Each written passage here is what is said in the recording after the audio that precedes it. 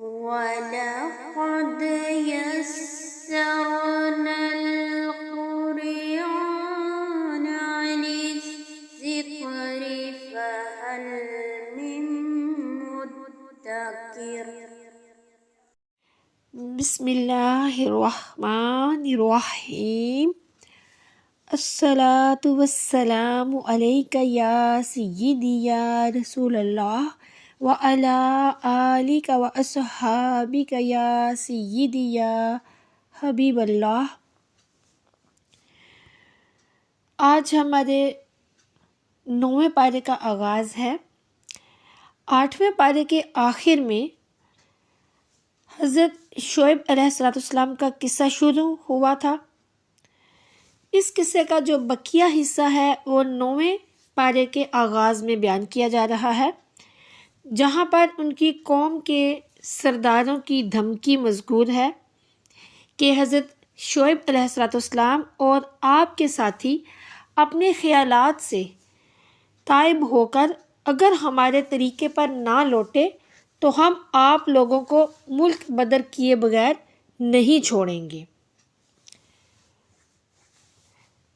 پھر اہل ایمان نے اس کے جواب میں کہا کہ ہمیں اللہ نے ملت کفر سے نجات دے کر ملت اسلامیہ سے وابستہ ہونے کی نعمت سے سرفراز کیا ہے، تو ہم کیسے غلط راستے کی طرف لوٹ سکتے ہیں؟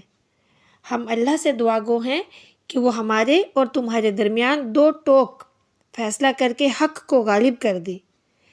چنانچہ بڑی شدت کا اس وقت زلزلہ آیا اور حضرت شعیب علیہ السلام کی نبوت کے جو منکر تھے وہ اس طرح تباہ ہو گئے کہ ان کا نام و نشان بھی باقی نہ بچا، اور مومنوں کو اللہ عز و جل نے عافیت کے ساتھ بچا لیا، جس پر حضرت شعیب علیہ السلام نے فرمایا کہ میں نے تو قوم کی خیر خواہی کرتے ہوئے اپنے رب کا پیغام پہنچا دیا تھا، مگر اسے تسلیم نہ کرنے کی وجہ سے یہ لوگ جو ہیں وہ تباہ و برباد ہو گئے۔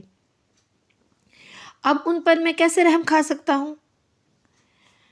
پھر آگے ان مختلف انبیاء کرام علیہ السلام کے قصے بیان کرنے کے بعد اللہ عز و جل فرماتا ہے کہ جھٹلانے والی قوموں کے بارے میں ہماری سنت اور ہمارا دستور یہ رہا ہے کہ ہم انہیں ہر طرح سے سمجھانے کی کوشش کرتے ہیں۔ خوشحالی اور تنگ دستی کن حالات میں عذاب خداوندی کا مظہر ہوتی ہے اور کن حالات میں اللہ کی طرف سے ابتلاء و آزمائش ہوتی ہے۔ اگر اچھے یا برے حالات کی تبدیلی اعمال میں بہتری پیدا کر کے اللہ کا قرب نصیب کر دے تو یہ تبدیلی امتحان ہے اور اللہ کی رضا کا باعث ہوتی ہے، اور اگر اعمال صالحہ میں ترقی نہ ہو بلکہ وہی سابقہ صورتحال رہے یا پھر نافرمانیوں میں اضافہ ہو جائے تو پھر یہ جو تبدیلی ہے یہ عذاب ہے اور اللہ کی ناراضگی اور غضب کا موجب ہے۔ اللہ کے عذاب سے کبھی بھی مطمئن نہیں ہونا چاہیے کہ اللہ کا عذاب کسی وقت بھی آ سکتا ہے، صبح و شام کسی بھی وقت، اور اچانک کسی بھی وقت اچانک آ سکتا ہے۔ ہم ان تباہ شدہ بستیوں کے حالات اس لیے سنا رہے ہیں کہ انبیاء اور رسل کی آمد کے باوجود بھی ان لوگوں نے اپنے اعمال میں بہتری پیدا نہ کر کے اپنے آپ کو اللہ کے عذاب کا مستحق ٹھہرا لیا تھا، جس کی وجہ سے اللہ نے ان کے دلوں پر مہر لگا کر ان کا نام و نشان تک مٹا کر رکھ دیا۔ پھر آگے آیت نمبر 103 سے لے کر آیت نمبر 108 معرکہ خیر و شر کا مشہور واقعہ قصہ موسیٰ و فرعون اس کو بیان کیا گیا ہے، اور اس میں بعض جزیات کو بہت تفصیل سے بھی بیان کیا گیا ہے۔ یہ قرآن کریم میں بار بار دہرائے جانے والے واقعات میں سے ایک واقعہ ہے، یعنی کہ یہ جو واقعہ ہے حضرت موسیٰ علیہ السلام اور فرعون کا، یہ قرآن پاک میں بار بار دہرایا گیا ہے، اور جتنی تفصیل اس واقعہ کی بیان کی گئی ہے اتنی تفصیل قرآن پاک میں کسی اور دوسرے واقعے کی تکرار کے ساتھ بیان نہیں کی گئی۔ یوں تو اکثر صورتوں میں کسی نہ کسی انداز میں اس کا حوالہ مل جاتا ہے، مگر سورہ البقرہ، سورہ الاعراف، سورہ طٰہٰ اور سورہ قصص میں مختلف پہلوؤں سے اس واقعے کو زیادہ اجاگر کیا گیا ہے، یعنی ان صورتوں میں مختلف پہلوؤں کے ساتھ حضرت موسیٰ علیہ السلام اور فرعون کا جو واقعہ ہے وہ بہت زیادہ اجاگر کیا گیا ہے، بیان کیا گیا ہے۔ اس میں خیر کی بھرپور نمائندگی حضرت موسیٰ علیہ السلام اور حضرت ہارون علیہ السلام کرتے ہیں، جبکہ شر کی بھرپور نمائندگی جو ہے وہ فرعون، حامان، قارون اور یہودی قوم کرتی ہے۔ یہ لوگ اقتدار اعلیٰ، نوکر شاہی، سرمایہ داری کے نمائندے ہیں۔ سورہ الاعراف میں فرعون اور قوم یہود کے ساتھ حضرت موسیٰ علیہ السلام کے مقابلے کو بیان کیا گیا ہے۔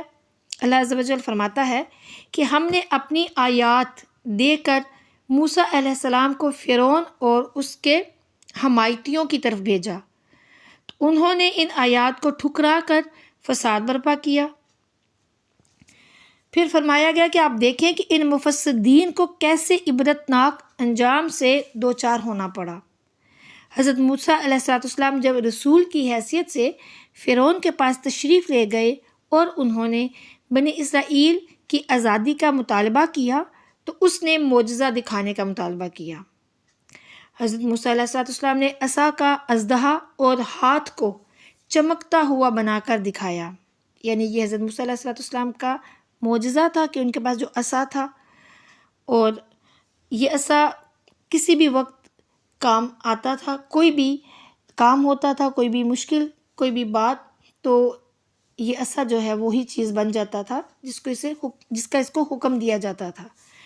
پھر حضرت موسیٰ علیہ السلام کا جو ہاتھ ہے وہ چمکتا تھا، روشن ہاتھ، یہ اللہ تعالیٰ نے حضرت موسیٰ علیہ السلام کو معجزات عطا فرمائے تھے۔ پھر فرعون نے ان معجزات کو جادو قرار دیا، اور جادو قرار دے کر اس نے مقابلے کے لیے جادوگروں کو بلوا لیا۔ جو جادوگر تھے انہوں نے رسیوں اور لکڑیوں سے سانپ بنائے، تو حضرت موسیٰ علیہ السلام کا جو عصا تھا، یعنی کہ عصا کا جو اژدہا تھا، وہ ان سب کو نگل گیا۔ جادوگر چونکہ اپنے فن کے ماہر تھے، وہ سمجھ گئے کہ یہ جادو نہیں ہے بلکہ یہ نبی کا معجزہ ہے، تو وہ جو جادوگر تھے وہ مسلمان ہو گئے اور سجدہ ریز ہو گئے۔ فرعون نے یہ کہہ کر حضرت موسیٰ علیہ السلام جادوگروں کا استاد ہے، یہ چھوٹے شاگرد ہیں، انہوں نے ساز باز کر کے یہ ڈرامہ رچایا ہے، تو فرعون نے ان سب جادوگروں کے ہاتھ پاؤں کاٹ کر انہیں سولی پر چڑھا دیا۔ وہ مرتے مر گئے لیکن پھر ایمان سے منحرف نہیں ہوئے، یعنی کہ فرعون نے ان کے ساتھ اتنا ظلم کیا لیکن وہ سب جو ہیں وہ مر گئے، لیکن انہوں نے ایمان نہیں چھوڑا۔ حضرت موسیٰ علیہ السلام نبی تھے، فرعون ان کا کچھ نہیں بگاڑ سکا، مگر بنی اسرائیل پر اس نے عرصہ حیات تنگ کر دیا۔ مظالم سے تنگ آ کر قوم نے موسیٰ علیہ السلام سے کہا، آپ کی نبوت تسلیم کرنے سے پہلے بھی ہم ستائے جا رہے تھے، آپ کے آنے کے بعد اس میں کوئی کمی نہیں آئی بلکہ مظالم پہلے سے بڑھ گئے ہیں۔ تو حضرت موسیٰ علیہ السلام نے انہیں حکم دیا کہ اپنے گھروں میں ہی قبلہ رو ہو کر نماز اور صبر کی مدد سے اللہ کی مدد کو اپنی طرف متوجہ کرو۔ دنیا میں آزمائش کے طور پر اللہ جسے چاہے اقتدار پر فائز کرے، لیکن آخرت میں متقیوں کو بہترین انجام سے نوازے گا۔ پھر آگے آیت نمبر 130 سے اللہ عز و جل نے فرعونیوں پر مختلف عذاب کا ذکر فرمایا۔ اللہ نے یہ آفات اس لیے نازل فرمائیں تاکہ ان کے دلوں کی سختی کچھ دور ہو جائے اور وہ عافیت کے لیے اللہ کے حضور گڑ گڑائیں اور حضرت موسیٰ علیہ السلام کی دعوت کی طرف متوجہ ہو جائیں ان پر آنے والی بلائیں یہ تھیں کہ پہلے قحط سالی اور سبزیوں اور پھلوں کی قلت کا عذاب آیا۔ جب انہیں کوئی فائدہ پہنچتا تو وہ کہتے کہ یہ ہماری حسن تدبیر کا کرشمہ ہے، یعنی کہ وہ خود کو سمجھتے کہ ہم بہت سمجھدار ہیں، ہم نے یہ تدبیر کی ہے اس لیے ہمیں یہ فائدہ پہنچا ہے۔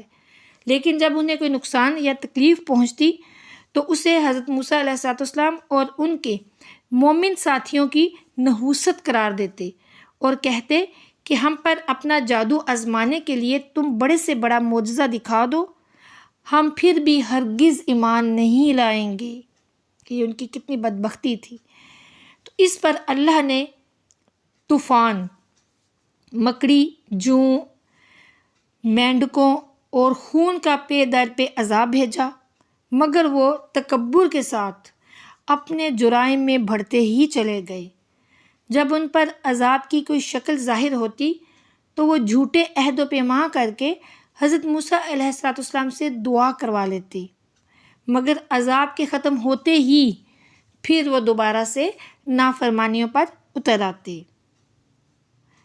اللہ تعالیٰ فرماتا ہے کہ ہماری آیات سے غفلت برتنے اور جھٹلانے کا ہم نے انتقام لے کر انہیں سمندر میں غرق کر دیا۔ ہم نے دنیا میں کمزور اور ضعیف سمجھی جانے والی قوم کو ان کے محلات، باغات اور اقتدار کا وارث بنا دیا، اور بنی اسرائیل کو اللہ عز و جل کے احکام پر عمل کرنے کی خاطر کتاب دینے کے لیے حضرت ہارون علیہ السلام کو جانشین قرار دے کر حضرت موسیٰ علیہ السلام کو کوہ طور پر ریاضت کرنے کے لیے بلایا، جہاں پر حضرت موسیٰ علیہ السلام 40 روز تک مقیم رہے۔ اللہ عز و جل نے حضرت موسیٰ علیہ السلام کو یہ شرف بخشا کہ ان سے ہم کلامی کی اور انہیں توریت عطا فرمائی۔ اللہ عز و جل سے ہم کلامی کا ایسا مزہ تھا کہ حضرت موسیٰ علیہ السلام نے اللہ کی زیارت کی درخواست کر دی۔ اللہ عز و جل نے پہاڑ پر تجلی کی، جس کی تاب نہ لا کر پہاڑ ریزہ ریزہ ہو گیا، جس سے ثابت ہوا کہ انسان اپنے دنیاوی قوا کے ساتھ اللہ کی زیارت نہیں کر سکتا۔ حضرت موسیٰ علیہ السلام کی عدم موجودگی میں قوم جو تھی وہ شرک میں مبتلا ہو کر بچھڑے کی پوجا کرنے لگی۔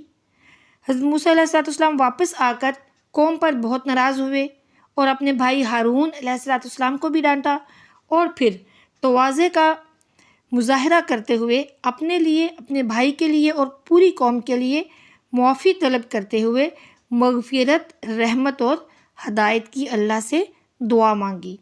تو اللہ عز و جل نے فرمایا، میری رحمت کے مستحق وہ لوگ ہوں گے جو صدقہ و خیرات کا اہتمام کریں، تقوی اور ایمان کو اختیار کریں، اور نبی آخر زمان سیدنا محمد مصطفیٰ کریم صلی اللہ علیہ وآلہ وسلم، جن کا تذکرہ ان کی کتابوں توریت اور انجیل میں ہے، اور وہ انہیں امر بالمعروف و نہی عن المنکر کرتے ہیں، ان کی خود ساختہ پابندیوں کو ان پر سے ختم کر کے ان کے گناہوں کے بوجھ سے انہیں آزاد کراتے ہیں، ان پر ایمان لا کر اور ان کی مدد اور نصرت کریں تو یہ لوگ کامیابی سے ہمکنار ہو جائیں گے۔ پھر حضور نبی کریم صلی اللہ علیہ وآلہ وسلم کی رسالت کی عمومیت کو بیان کیا کہ آپ صلی اللہ علیہ وآلہ وسلم تمام انسانیت کے لیے نبی بن کر تشریف لائے ہیں۔ اس کے بعد تمام انسانوں کو حکم دیا گیا کہ اللہ اور اس کے رسول پر ایمان لاؤ اور نبی کریم صلی اللہ علیہ وآلہ وسلم کی پیروی کرو تاکہ تم اللہ کی بارگاہ سے ہدایت کی نعمت حاصل کر سکو۔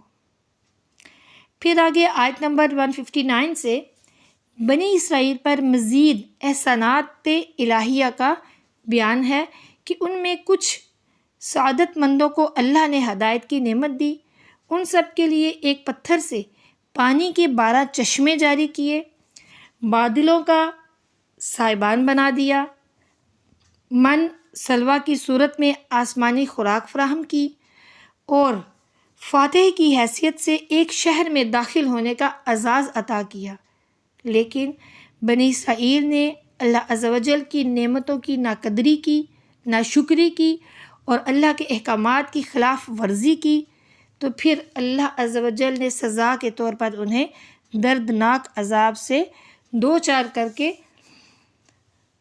بندروں کی شکلوں میں مسخ کر دیا۔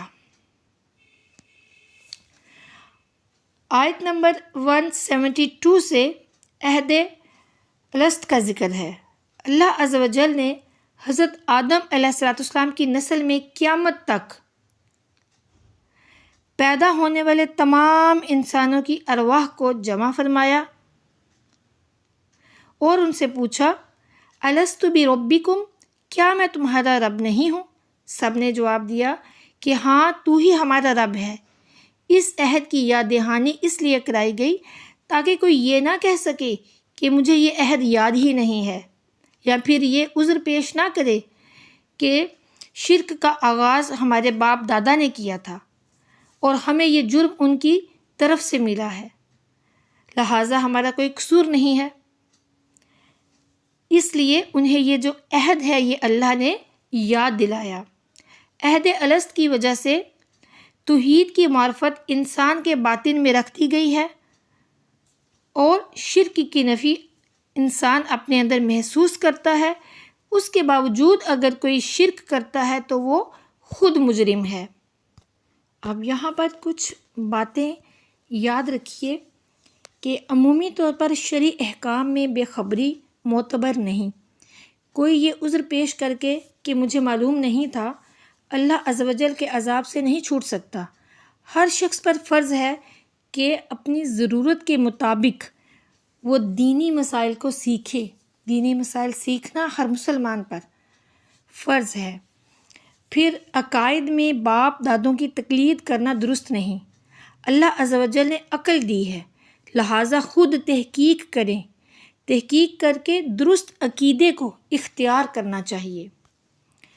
اگر کوئی باپ دادا کسی غلط طریقے پر چل رہا ہے، کوئی غلط تقلید کر رہا ہے کسی کی، تو پھر آپ پر جائز نہیں کہ آپ انہی پر چلیں۔ آپ کو اللہ نے عقل دی ہے تو آپ تحقیق کیجئے کیا صحیح ہے کیا غلط ہے، تو اس پر پھر عمل کیجئے اور اپنے عقیدے کو درست کیجئے۔ پھر گناہ کی بنیاد ڈالنا اگرچہ سخت تر جرم ہے، مگر بعد میں دوسرے لوگ یہ گناہ کرنے والے بھی مجرم ہوں گے۔ وہ یہ عذر نہیں کر سکتے کہ ہم چونکہ اس گناہ کو ایجاد کرنے والے نہیں اس لیے قصوروار بھی نہیں۔ پھر اس کے بعد بنی اسرائیل کے ایک ایسے شخص کا ذکر ہے جسے اللہ عز و جل نے اپنی آیات کا علم اور کرامات سے نوازا تھا۔ بدقسمتی سے اس شخص نے خواہشات کی پیروی کی اور شیطان اس کے پیچھے لگ گیا۔ اب وہ کردار ایسی پستی میں گرا کہ اگر حرص اور لالچ میں کتے کی سطح پر پہنچ گیا۔ آگے فرمایا کہ یہ صرف بنی اسرائیل کے ایک شخص کی نہیں، پوری قوم کی مثال ہے۔ اس قوم نے اللہ کی بے شمار نعمتوں سے استفادہ کیا، لیکن ناشکری اور نافرمانی کی آخری حدوں تک جا پہنچے۔ بلا شبہ اللہ جسے ہدایت دے وہی ہدایت پر قائم و دائم رہ سکتا ہے۔ انسان خود ہدایت اور اللہ کی قربت کی نہایت اونچی بلندی پر پہنچ جائے پھر بھی گمراہی کے خطرے سے ڈرتے رہنا چاہیے، کیونکہ شیطان ہر وقت انسان کو گمراہ کرنے کے پے در پہ ہوتا ہے۔ سورہ الاعراف کی یہ جو آیت جس میں ایک شخص کا واقعہ بیان کیا گیا ہے، وہ شخص کون تھا اس کا واقعہ آپ کے ساتھ شیئر کروں گی۔ حضرت عبداللہ بن عباس رضی اللہ تعالیٰ عنہ فرماتے ہیں کہ جب حضرت موسیٰ علیہ السلام نے جبارین سے جنگ کا ارادہ کیا اور سرزمین شام میں نزول فرمایا تو بلعم بن باورہ کی قوم اس کے پاس آئی اور اس سے کہنے لگی کہ حضرت موسیٰ علیہ السلام بہت تیز مزاج ہیں اور ان کے ساتھ بہت بڑا لشکر ہے، وہ یہاں اس لیے آئے ہیں تاکہ ہم سے جنگ کریں اور ہمیں ہمارے شہروں سے نکال کر ہماری بجائے بنی اسرائیل کو اس سرزمین میں آباد کریں۔ تیرے پاس اسم اعظم ہے اور تم ایسے شخص ہو کہ تمہاری ہر دعا قبول ہوتی ہے۔ تم نکلو اور اللہ سے دعا کرو کہ وہ انہیں یہاں سے بھگا دے۔ قوم کی بات سن کر بلعم نے کہا، افسوس ہے تم پر۔ حضرت موسیٰ علیہ السلام اللہ کے نبی ہیں، ان کے ساتھ فرشتے اور ایماندار لوگ ہیں، اس لیے میں ان کے خلاف کیسے بد دعا کر سکتا ہوں؟ مجھے اللہ کی طرف سے جو علم ملا ہے اس کا تقاضا یہ ہے کہ اگر میں نے حضرت موسیٰ علیہ السلام کے خلاف ایسا کیا تو میری دنیا اور آخرت برباد ہو جائے گی۔ قوم نے جب گرہ زاری کے ساتھ مسلسل اصرار کیا، یعنی کہ بلعم بن باعورہ اس سے اصرار کیا اور روئے اس کے سامنے، اور بہت زیادہ جب اصرار کیا تو پھر بلعم نے کہا، اچھا میں پہلے اپنے رب کی مرضی معلوم کر لوں۔ بلعم کا یہی طریقہ تھا کہ جب کوئی دعا کرتا تو پہلے مرضی الہی معلوم کر لیتا اور خواب میں اس کا جواب مل جاتا۔ چنانچہ اس مرتبہ اس کو یہ جواب ملا کہ حضرت موسیٰ علیہ السلام اور ان کے ساتھیوں کے خلاف دعا نہ کرنا۔ چنانچہ اس نے قوم سے کہہ دیا کہ میں نے اپنے رب سے اجازت چاہی تھی، مگر میرے رب نے ان کے خلاف بد دعا کرنے کی ممانعت فرما دی ہے۔ پھر اس کی قوم نے اسے ہدیے اور نذرانے وغیرہ دیے جنہیں اس نے قبول کر لیا۔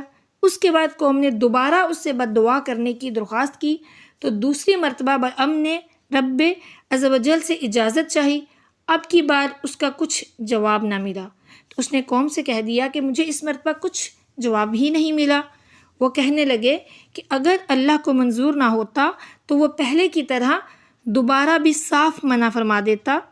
پھر قوم نے اور بھی زیادہ اصرار کیا، حتیٰ کہ وہ ان کی باتوں میں آ گیا۔ چنانچہ بلعم بن باعورہ اپنی گدھی پر سوار ہو کر ایک پہاڑ کی طرف روانہ ہوا۔ گدھی نے اسے کئی مرتبہ گرایا اور وہ پھر سوار ہو جاتا، حتیٰ کہ اللہ عز و جل کے حکم سے گدھی نے اس سے کلام کیا اور کہا، افسوس اے بلعم، کہاں جا رہے ہو؟ کیا تم دیکھ نہیں رہے کہ فرشتے مجھے جانے سے روک رہے ہیں؟ شرم کرو، کیا تم اللہ کے نبی اور فرشتوں کے خلاف بد دعا کرنے جا رہے ہو؟ لیکن بلعم پھر بھی باز نہ آیا اور آخر کار وہ بد دعا کرنے کے لیے اپنی قوم کے ساتھ پہاڑ پر چڑھا۔ اب وہ جو بد دعا کرتا اللہ عز و جل اس کی زبان کو اس کی قوم کی طرف پھیر دیتا تھا، اور اپنی قوم کے لیے جو دعائے خیر کرتا تھا تو بجائے قوم کے بنی اسرائیل کا نام اس کی زبان پر آتا تھا۔ یہ سب کچھ دیکھ کر اس کی قوم نے کہا کہ اے بلعم، تم یہ کیا کر رہے ہو؟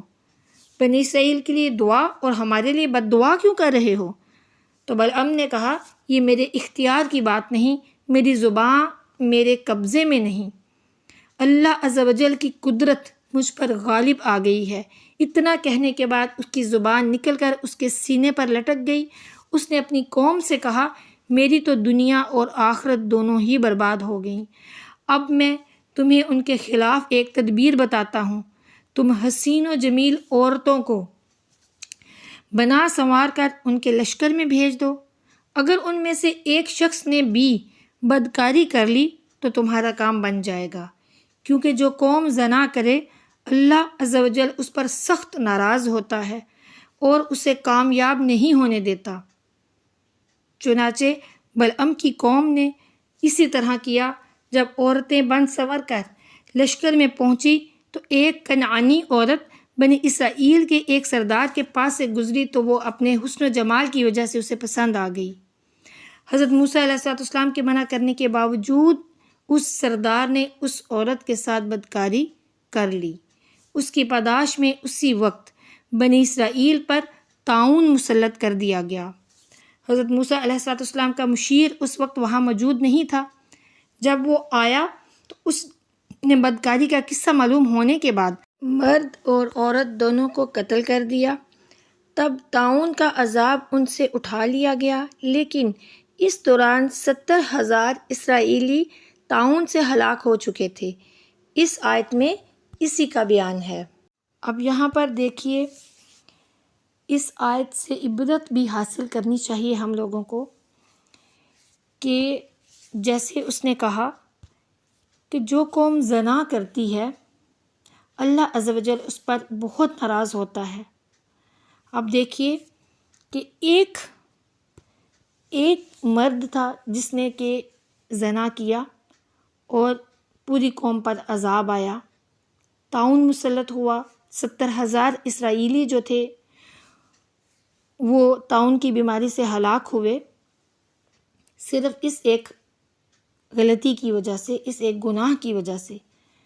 لیکن اب اگر ہم اپنے ارد گرد دیکھیں تو میرے پاس وہ الفاظ نہیں کہ میں کن الفاظ میں یہ بیان کروں کہ جگہ جگہ پر زنا کے اڈے کھلے ہوئے ہیں، اور افسوس صد افسوس کسی کو فکر تک نہیں ہے اس بات کی کہ اللہ نے اس کے بارے میں کون سے احکامات نازل کیے ہیں، اور ان لوگوں پر عذاب نہیں آ رہا صرف اس لیے کہ رحمت للعالمین صلی اللہ علیہ وآلہ وسلم کی امتی ہیں۔ اللہ تعالیٰ سب کو ہدایت عطا فرمائے اور ان برائیوں سے امت مسلمہ کو نجات عطا فرمائے، آمین ثم آمین۔ اور یہ بھی دیکھیے کہ اتنا عبادت گزار ہونے کے باوجود بلعم جو تھا گمراہ ہو گیا، تو ہر وقت استغفار جو ہے وہ لازمی کریں اور اللہ تعالیٰ سے ایمان اور ہدایت پر استقامت کی دعا لازمی کرتے رہیں، کیونکہ شیطان ہمیں کبھی بھی گمراہ کر سکتا ہے، ہم کبھی بھی بھٹک سکتے ہیں۔ اللہ تعالیٰ ہمیں ایمان اور ہدایت پر استقامت عطا فرمائے، آمین ثم آمین۔ آگے دیکھیں اگلی آیات میں کیا فرمایا گیا۔ اللہ تعالیٰ نے فرمایا کہ اللہ کے بندوں میں سے ایسے نیک سیرت لوگ بھی ہیں جو حق کے ذریعے نصیحت اور عدل کرتے ہیں، البتہ ایسے بھی ہیں جو اللہ کی آیات کو جھٹلاتے ہیں۔ اللہ نے انہیں مہلت دے رکھی ہے، لیکن اس کی پکڑ بہت شدید ہے۔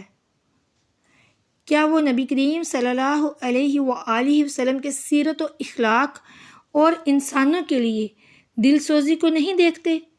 وہ انہیں دردناک عذاب سے خبردار کر رہے ہیں، اور یہ انہیں پاگل قرار دے کر کس قدر ظلم اور ناانصافی کر رہے ہیں، نعوذ باللہ۔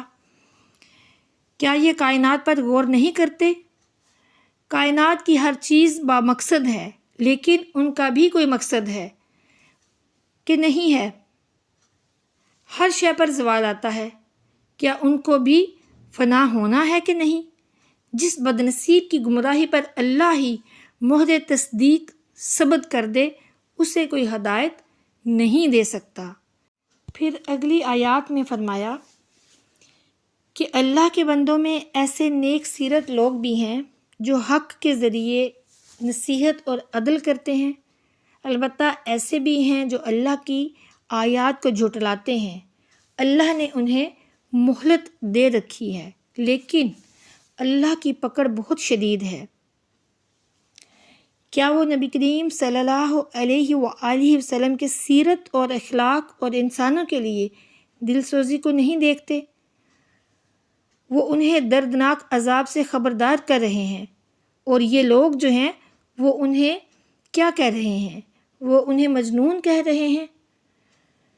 استغفر اللہ، یہ کس قدر ظلم اور ناانصافی کر رہے ہیں۔ کیا یہ کائنات پر غور نہیں کرتے؟ کائنات کی ہر چیز بامقصد ہے، کیا ان کا بھی کوئی مقصد ہے کہ نہیں؟ ہر شے پر زوال آتا ہے، کیا ان کو بھی فنا ہونا ہے کہ نہیں؟ جس بد نصیب کی گمراہی پر اللہ ہی مہر تصدیق ثبت کر دے، اسے کوئی ہدایت نہیں دے سکتا۔ جنات اور انسانوں میں جو لوگ اپنے دل اور دماغ اور آنکھ اور کان کا صحیح استعمال کر کے توحید باری تعالیٰ کو نہ مانے، وہ لوگ گمراہی میں جانوروں سے بھی بدتر ہیں۔ ان کا ٹھکانہ جہنم ہے۔ اللہ کو اس کے پیارے پیارے نام اسماء حسنہ کے ساتھ یاد کیا جائے، ملحدین کے خود ساختہ نام اللہ کے لیے استعمال نہ کیے جائیں۔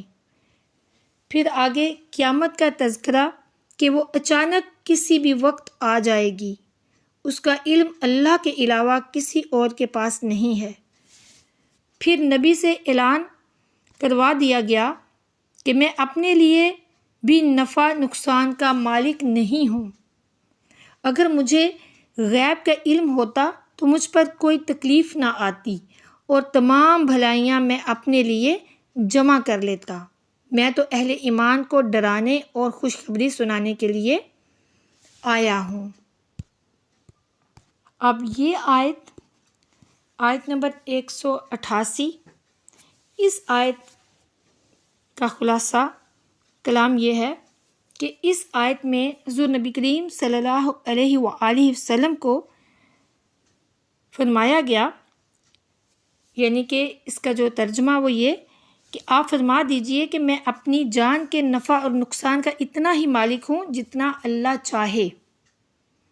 تو اب اس آیت میں دیکھیں حضور نبی کریم صلی اللہ علیہ وآلہ وسلم کو کمال درجے کی عاجزی، عظمت الہی اور عقیدہ توحید کے اظہار کا حکم فرمایا گیا کہ سرکار دو عالم صلی اللہ علیہ وآلہ وسلم کے پاس جو قدرت اور اختیار اور علم ہے، خواہ اپنی ذات کے متعلق یا دوسروں کے بارے میں، یوں ہی دنیاوی چیزوں کے بارے میں یا قیامت کے بارے میں، آخرت اور جنت کے بارے میں، وہ تمام کا تمام اللہ عز و جل کی عطا سے ہے، یعنی عطائی علم ہے، اللہ نے پیارے آقا صلی اللہ علیہ وسلم کو عطا فرمایا ہے۔ لہٰذا حضور نبی کریم صلی اللہ علیہ وآلہ وسلم کا اولین و آخرین سے افضل ہونا، دنیا اور آخرت کے امور میں تصرف فرمانا، صحابہ کرام رضوان اللہ علیہم اجمعین کو شفاء عطا فرمانا، بلکہ جنت عطا فرمانا، انگلیوں سے پانی کے چشمے جاری کرنا وغیرہ وغیرہ، یہ ساری چیزیں جتنی بھی ہیں سب اللہ کے حکم سے ہیں، اس کی عطا سے ہیں، اس کے چاہنے سے ہیں۔ پھر اس میں آیت کے اگلے حصے میں جو یہ فرمایا گیا، یعنی علم غیب کے بارے میں کہ اور اگر میں غیب جان لیا کرتا، تو اس میں علم غیب کی نفی کی علماء کرام نے مختلف توجیحات بیان کی ہیں، جن میں سے کچھ آپ کے ساتھ شیئر کروں گی کہ نبی کریم صلی اللہ علیہ وآلہ وسلم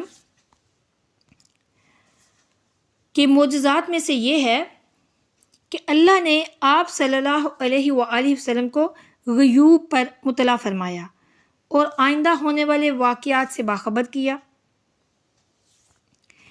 اس میں احادیث کا وہ بحر ذخار ہے کہ کوئی اس کی گہرائی جان ہی نہیں سکتا اور نہ اس کا پانی ختم ہوتا ہے۔ پیارے آقا صلی اللہ علیہ وسلم کے معجزات میں سے یہ ایک ایسا معجزہ ہے جو یقین اور وثوق سے معلوم ہے، اور ہم تک اس کی خبریں متواتر طریقے سے کثرت سے پہنچی ہیں، اور غیب پر اطلاع ہونے پر احادیث کے معنی اور مطالب آپس میں متحد ہیں۔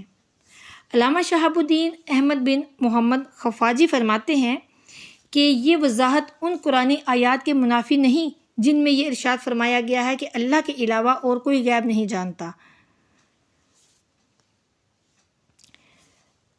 حضور نبی کریم صلی اللہ علیہ وآلہ وسلم کا غیب پر مطلع ہونا ثابت ہے، اور اس کی جو دلیل ہے وہ قرآن پاک کی میں ہی موجود ہے۔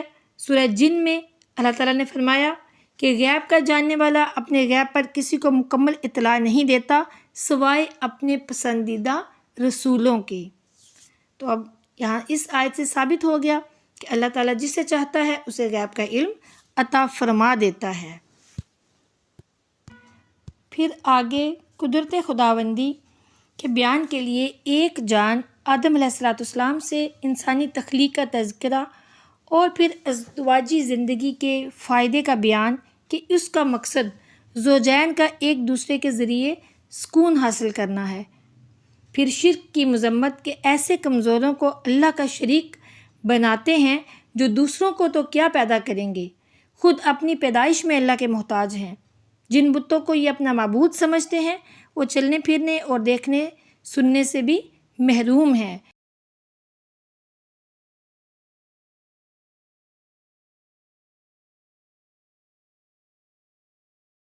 پھر اس کے بعد قوم سمود کا تذکرہ۔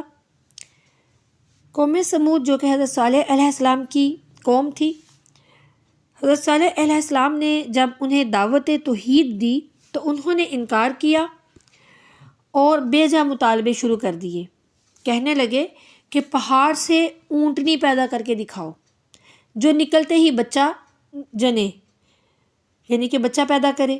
جب اونٹنی معجزانہ طریقے پر ظاہر ہو گئی، یعنی کہ جو انہوں نے کہا اسی طرح ہوا کہ اونٹنی جو ہے وہ معجزانہ طریقے پر ظاہر ہو گئی، تو انہوں نے اسے قتل کر کے اپنے اوپر عذاب مسلط کر لیا۔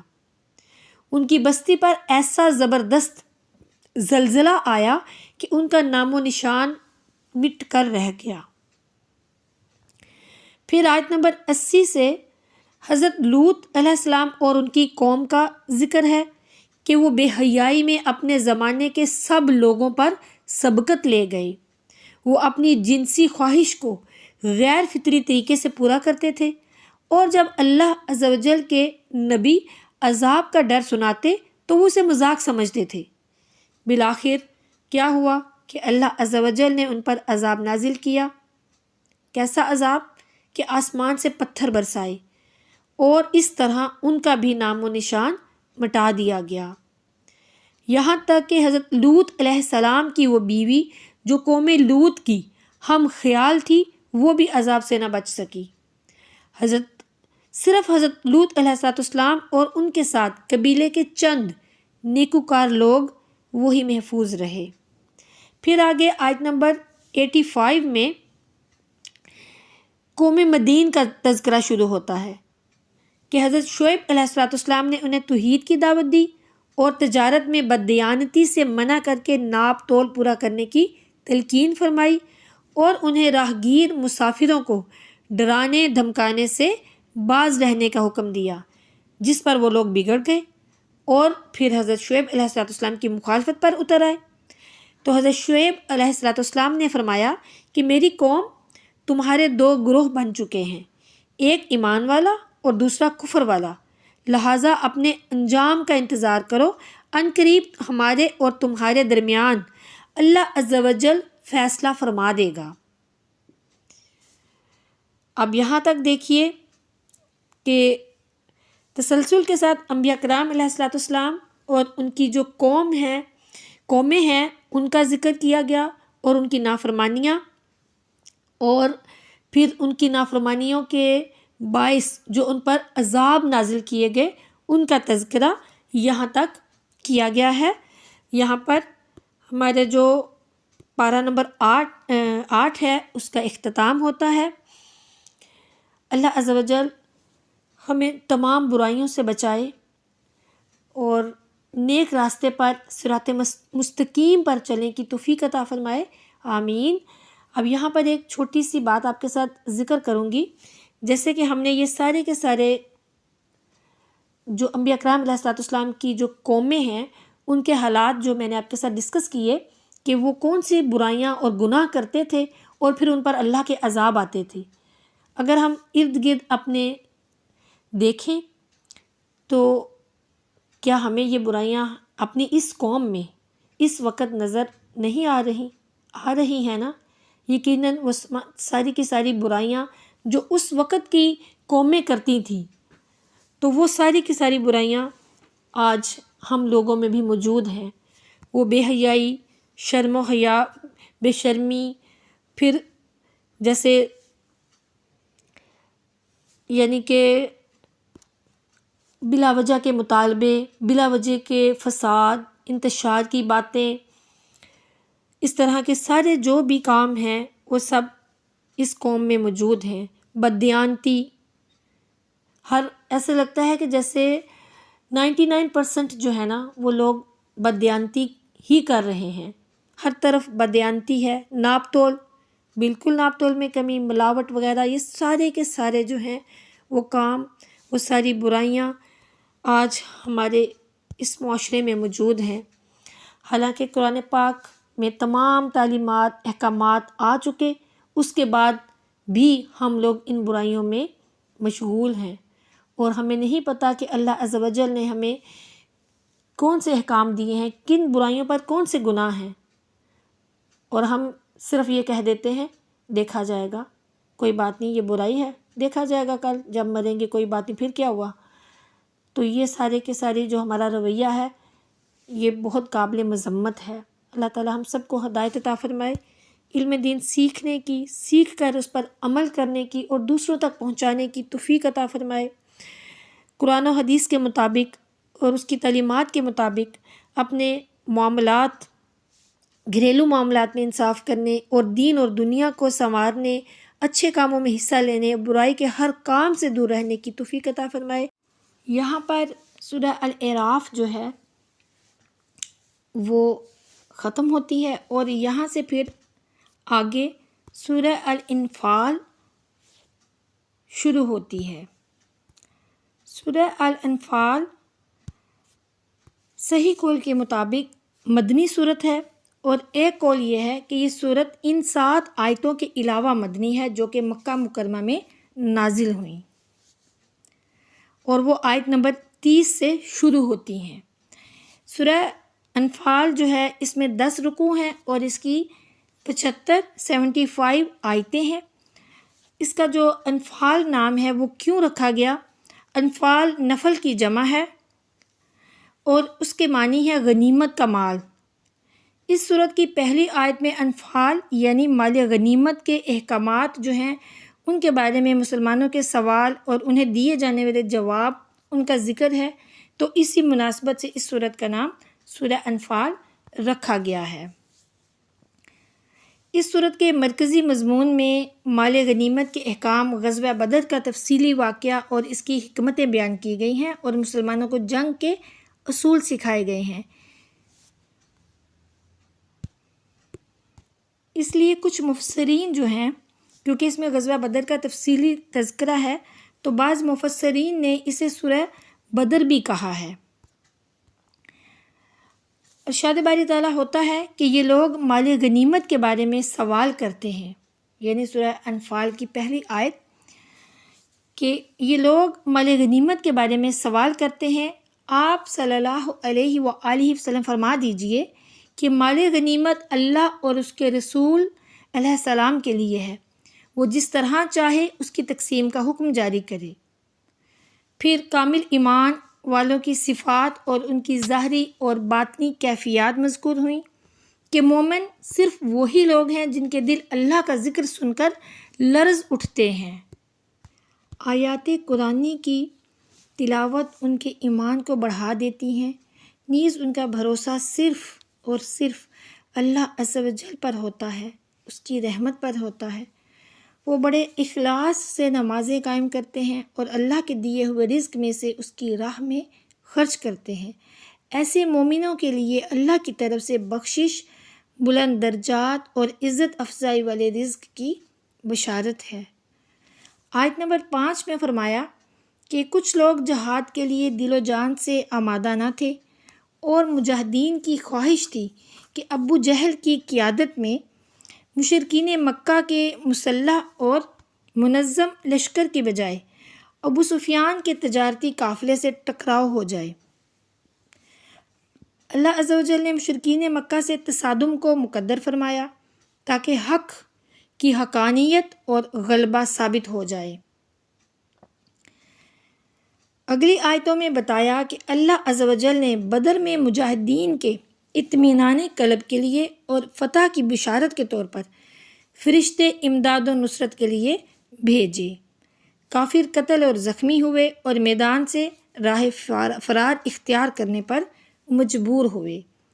اس غزوے میں اللہ عز و جل نصرت کا دیکھتی آنکھوں سے، یعنی اللہ عز و جل کی جو نصرت تھی اس کا دیکھتی آنکھوں سے مشاہدہ کیا گیا، اور ایک چھوٹے سے لشکر نے اپنے سے کئی گنا بڑے لشکر کو جس ذلت آمیز شکست سے دوچار کیا، تاریخ گواہ ہے کہ اس کی کبھی بھی نظیر پیش نہیں کی جا سکتی۔ مشرکین کے 70 افراد واصل جہنم ہوئے اور 70 ہی قیدی بنے۔ یہ ان کے لیے عذاب کی پہلی قسط تھی، اصل عذاب تو جہنم کی آگ کی صورت میں وہ حاصل کریں گے۔ یعنی غزوہ بدر کا ذکر کیا گیا کہ غزوہ بدر میں 313 مسلمان تھے اور 1000 کفار تھے، لیکن اللہ عز و جل نے مسلمانوں کو فتح اور نصرت عطا فرمائی اور مشرکین کو شکست سے دوچار کیا۔ اور یہاں بھی اس صورت میں اللہ تعالیٰ نے 1000 لگاتار آنے والے فرشتوں کے ساتھ تمہاری مدد کا ذکر کیا ہے۔ سورہ آل عمران میں بھی اللہ نے ذکر کیا، اور یہاں بھی اللہ تعالیٰ نے ذکر کیا بدر کا، کہ اس میں مسلمانوں کی مدد جو ہے وہ فرشتوں کے ذریعے کی گئی تاکہ تمہارے دل مطمئن ہو جائیں۔ اللہ تعالیٰ نے فرشتوں کے ذریعے مدد کر کے مسلمانوں کو کہا کہ تمہارے دل مطمئن ہو جائیں۔ پھر میدان بدر میں حضور نبی کریم صلی اللہ علیہ وآلہ وسلم نے مٹھی میں ریت لے کر کافروں کی جانب پھینکی اور فرمایا کہ یہ لوگ رسوا ہو جائیں۔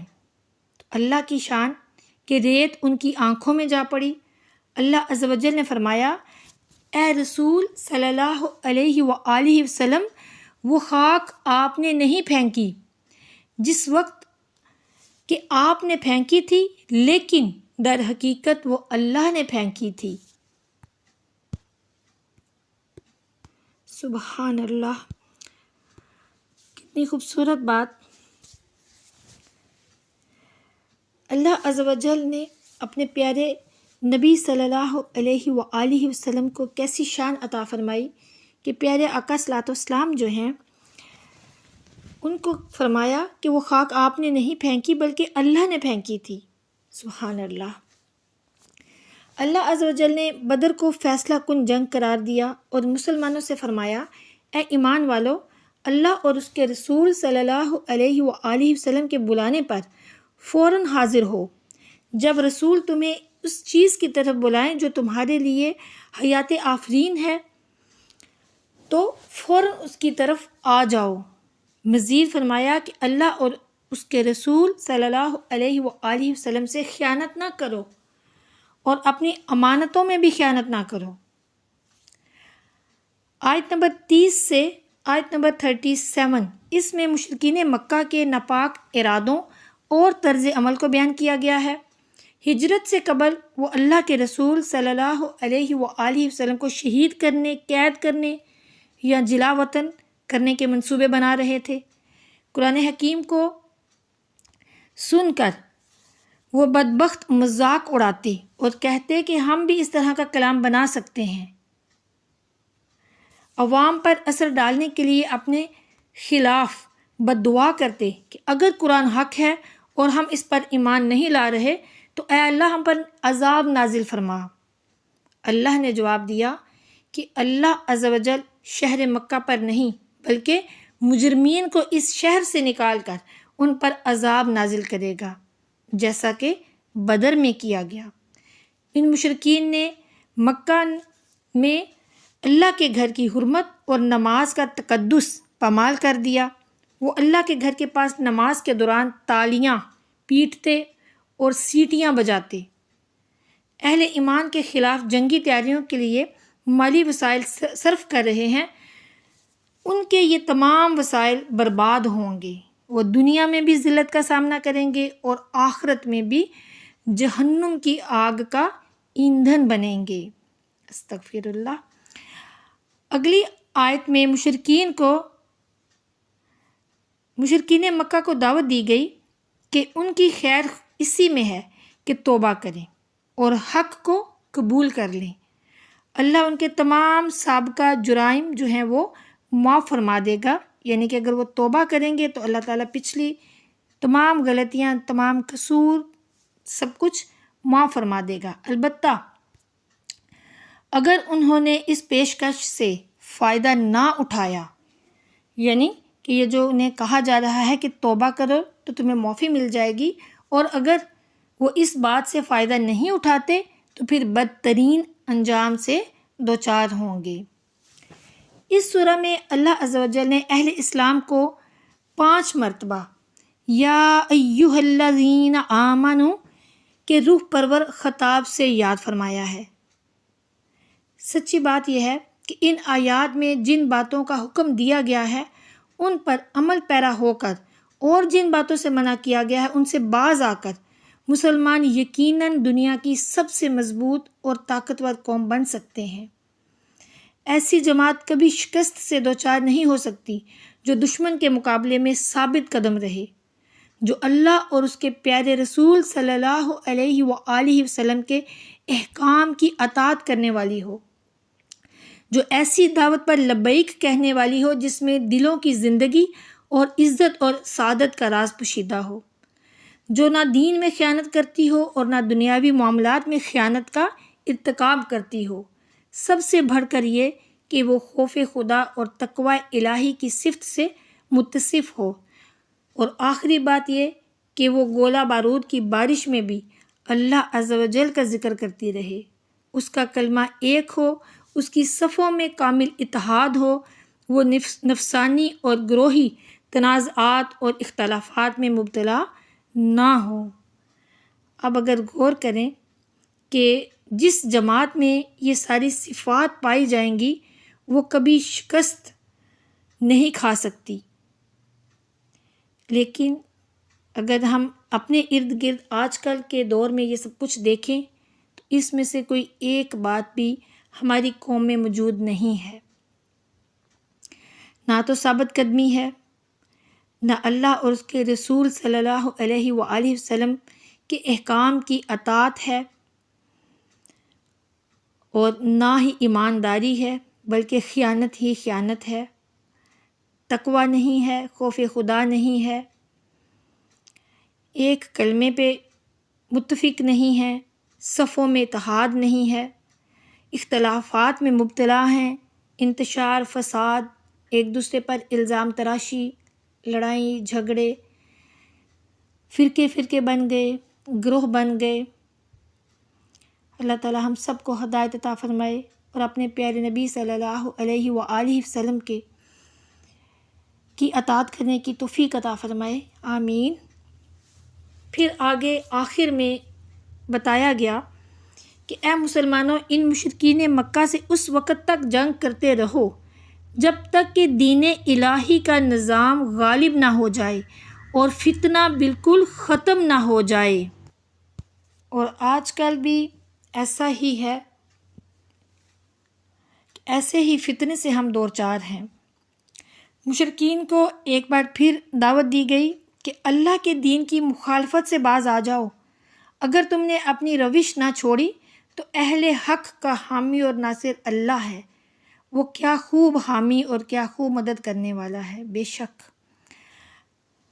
یہاں پر ہمارے پارہ نمبر 9 کا اختتام ہوتا ہے۔